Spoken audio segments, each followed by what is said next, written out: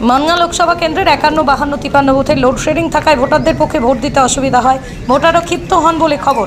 যেখানে জেনারেটরের ব্যবস্থা কোনো ছিল না, রুম অন্ধকার, কিন্তু ঘণ্টাখানেকের প্রচণ্ড বৃষ্টিপাত হয়, সাথে ভোটার এসে উৎসাহের সাথে ভোট দেন। পরবর্তীকালে মানগাঁ থেকে সরাসরি Dipen Guha report, crime press, Bengal news. কিছু একটা বুথের কোনো সমস্যা ছিল কিনা জানি না, যাক এখানকার যে স্থানীয় বাসিন্দা, কী নাম আপনার?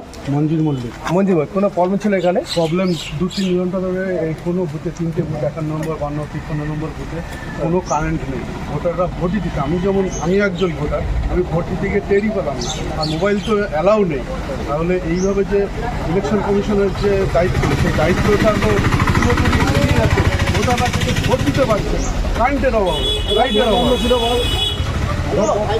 আপনারা শুনছেন যে এখানে কারেন্টের অভাব, ভোটাররা ভোট দিতে পারছে না, ফোনের লাইট জ্বালিয়ে নাকি কারেন্ট এখানে ভোট দিচ্ছে।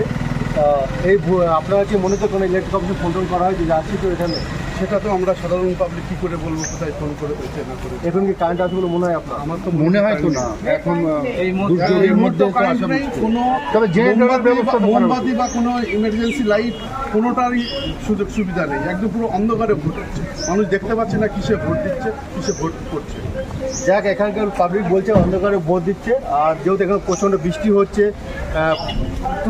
প্রচণ্ড পরিমাণে বৃষ্টি, তুমুল বৃষ্টি, তার মধ্যে পাবলিক আসছে ভোট দিচ্ছে, কিন্তু লাইট নেই। লাইটের এখানে জেনারেটার ব্যবস্থা করা উচিত ছিল সঠিক।